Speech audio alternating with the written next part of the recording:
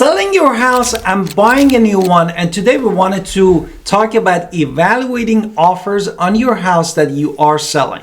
Now, I know it's exciting when an offer comes in and you're ready to say, let's take this offer, I can sell my house, buy a new one, and it's going to be amazing. However, that's not always the best option. We have to really read the offer carefully with your trusted real estate advisor or estate agent and really understand if that offer is going to work for you or not. So we're going to break down the offer. We're going to kind of go through what we would advise people on seller financing and things of that sort. So let's just jump into it. Exactly. Therefore, first we need to understand a component and offer. Of course, if you're looking at the whole picture, if a buyer put an offer that exceeds your listing price, that could be very ideal. However, there are more components into the offer that we wanted to discuss now. Now, the next thing we're going to talk about is really how is the buyer going to pay? And if they're offering more than purchase price, but it's like seller financing, this is a red flag runaway. They do not have the money to be offering what you have. Now, if they do come with a pre-approval letter, they show up with their money, that they have the money in the bank,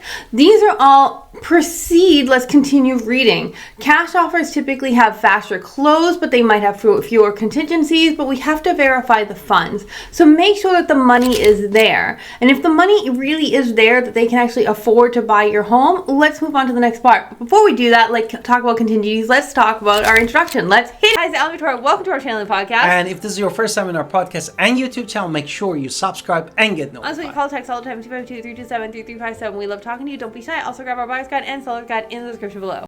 Now, after that we talk about buyer financing, we wanted to talk about contingency. Of course, this contingency or condition must be met. Pay attention, must be met for the transaction go through to come to the finish line. Therefore, you need to be very careful when you're accepting an offer. What are the contingency? Is there any contingency offer or not? If it's yes, what we have? The most common ones are going to be home inspection. They're going to ask for repairs. If some significant issues arrive, they're going to ask for the repairs. Another one is, of course, if they're getting financing, a very common one is going to be appraisal. And if there is a low appraisal, they are going to expect to at least to be able to renegotiate to make sure that, you know, they're getting a fair shake. So there's three things that can happen with appraisal. We've talked about in a different video. It can be overpaid, renegotiated, or the deal canceled. So, but appraisal is one of those things where the bank has come in and said, this is what this house is worth. And what's the third one? The third one is the selling your current home. Sometimes also offers depends on they're selling their own home and if you're looking to sell, we now have a domino effect. You want to buy Y, your home is X. Now they have to sell W in order to, or whatever the letter is before X, to get to X to get to Y. So like there's a domino effect there if you accept that kind of contingency.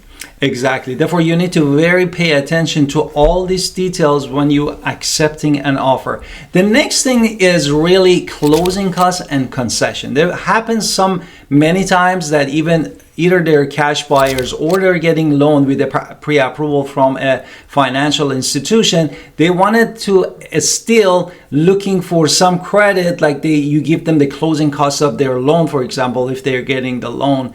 Or if they're a cash buyer, they wanted some of the expenses that they have even as a cash buyer to be covered by you as a home seller. Another thing is the closing date and the possession date. It has to line up with what your own desires are as well. And who is going to maintain possession? When do you get to keep possession? Are they offering a 30-day cash back? All of these things are really going to be a question for us.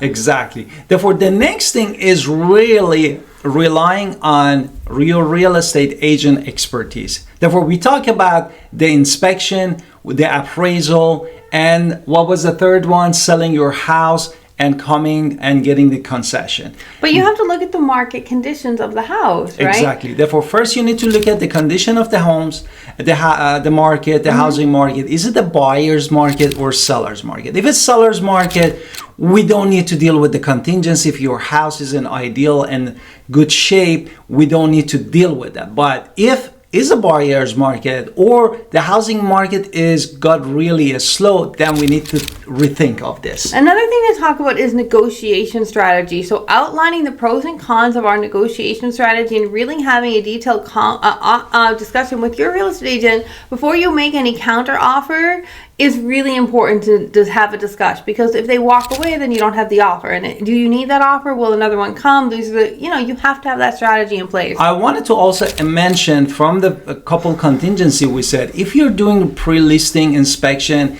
that is actually ideal because you are spending a couple $100. You understand every issue that your house has and you don't come with the surprises. Therefore, you can actually prevent the home inspection contingency. This is number one. For appraisal, definitely you can rely on your real estate agent. Still, they cannot give you the value, but they can give you BPO, your broker price opinion, that this helps you for any upcoming appraisal issue that you are in the ballpark. If they put offer and you know that your house doesn't worth that, this is still a risk, and you can talk to your real estate agent about these things. Now, a real life scenario that I've seen is for legal is, of course, a real estate transaction is a legal contract where we're using the state controlled legal contracts. We have to understand all the issues in that contract, including that you have the right of possession, that the title will be clear when we sell it. So we have to kind of look at all of those things. So yeah, sometimes an offer that might be less than the ask price, but it has everything else that you might want, might be better than the higher price point where they're having a lot of concessions, and this could be a nightmare scenario for when we're buying the next home. So we have to really look at all of these things. Are they going to be people who are coming at us with a bazillion contingencies and a lot of inspections and expecting everything there? Is the home in need of a lot of repair? That's where that pre-listing thing is really going to come into play.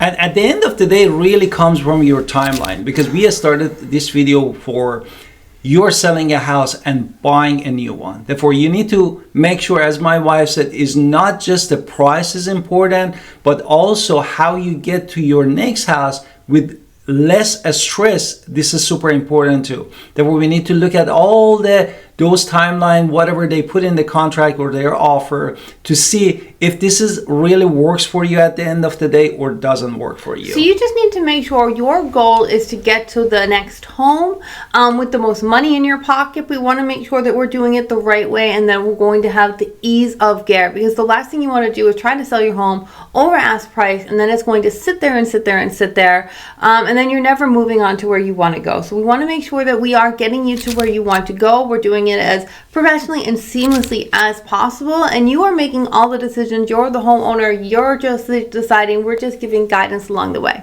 Exactly. And don't forget to call us at 252-327-3357. We are real estate agent professional in Pitt County, North Carolina, and we're located in Greenville, North Carolina.